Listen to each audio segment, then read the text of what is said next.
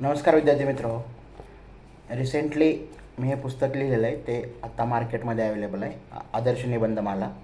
तर हे आपलं राज्यसेवा मुख्य परीक्षा डोळ्यासमोर ठेवून लिहिलेलं पुस्तक आहे.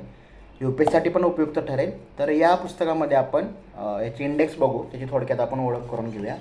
याच्या इंडेक्समध्ये जे आहेत ते आपण 3 सेक्शन केलेले आहेत आणि 3 सेक्शन जे आहेत ते आपले पहिला सेक्शन जो आहे तो त्यात निबंधाची जी सगळी सैद्धांतिक चर्चा आहे ती त्यामध्ये असेल, की निबंध कसा लिहायचा, स्पर्धा परीक्षेमध्ये तो रँक चेंजर का आहे, निबंध म्हणजे काय, किंवा आयडियल एसे कसा असावा, विषय कसा निवडावा आणि कोणत्या चुका आहेत ज्या तुम्ही टाळायला पाहिजेत निबंधलेखन करताना. विभाग 2मध्ये आपण GS बेस एसे ज्याला म्हटलं जातं किंवा सामान्य अध्ययन आधारित एसे जे आहेत की ज्यामध्ये शिक्षणविषयक असतील किंवा लिंगभाव समताविषयक असतील किंवा आरोग्यविषयक एसे असतील किंवा इतर फेडरलिझम किंवा संघराज्यवाद ज्याला आपण म्हणतो त्याच्याशी रिलेटेड, म्हणजे जे तुमचे GS मधले सब्जेक्ट आहे त्याच्याशी कोणत्या ना कोणत्या प्रकारे जोडलेले जे विषय असतात निबंधाचे, तर ते कसे ॲड्रेस करायचे, ह्याचं आवश्यक लेखन कौशल्य त्यासाठी काय असतं, त्यासाठी कुठले सोर्सेस वापरावेत ह्याची माहिती दिली आहे. आणि त्याचबरोबर 50 सामान्य अध्ययन आधारित एसे तुम्हाला मॉडेल एसे दिले, नमुना एसे त्या ठिकाणी 50, प्रत्येक एसे हा 1000 ते 800 शब्दांमध्ये तुम्हाला त्या ठिकाणी दिलेला आहे.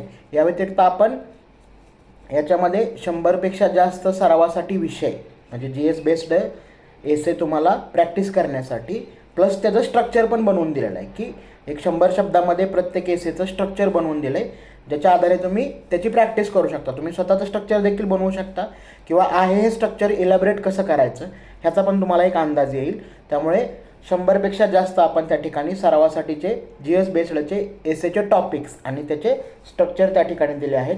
दुसरा आपण त्यामध्येच एक वेगळा उपविभाग केला ज्यामध्ये महाराष्ट्र केंद्री 50 तुम्हाला सरावाचे निबंधाचे विषय दिलेले आहेत, की 50 विषय त्या ठिकाणी दिले जे फक्त महाराष्ट्राशी रिलेटेड असतील, ज्यामुळे तुम्हाला एक आयडिया येईल की एक्सपेक्टेड टॉपिक कशा प्रकारचे असू शकतात बाबा, किंवा महाराष्ट्र रिलेटेड जर 8 पैकी 8 सर्व तेसे आपल्याला 8 टॉपिक दिलेले असतात, त्यातले 2 आपल्याला लिहायचे असतात.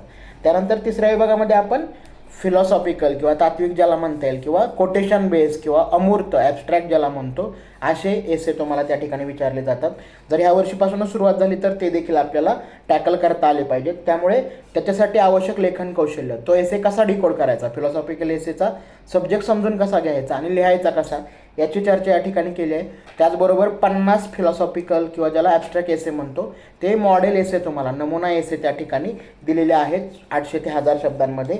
आणि या व्यतिरिक्त शेवटी एक परिशिष्ट आहे, त्यामध्ये तुम्हाला कंटेंट बँक दिलेली आहे, ज्यामध्ये वेगवेगळे कोटेशन्स आहेत, म्हणी आहेत, मराठी आणि इंग्लिश दोन्हीमधून दिलेले आहेत. आणि विशेषतः जे काही चांगले सिनेमे असतात किंवा चांगल्या वेबसिरीज असतात त्यामधले काही चांगले संवाद असतात जे आपण एंट्रीसाठी वापरू शकतो, एसेची सुरुवातीसाठी वापरू शकतो, इंट्रोडक्शनसाठी वापरू शकतो.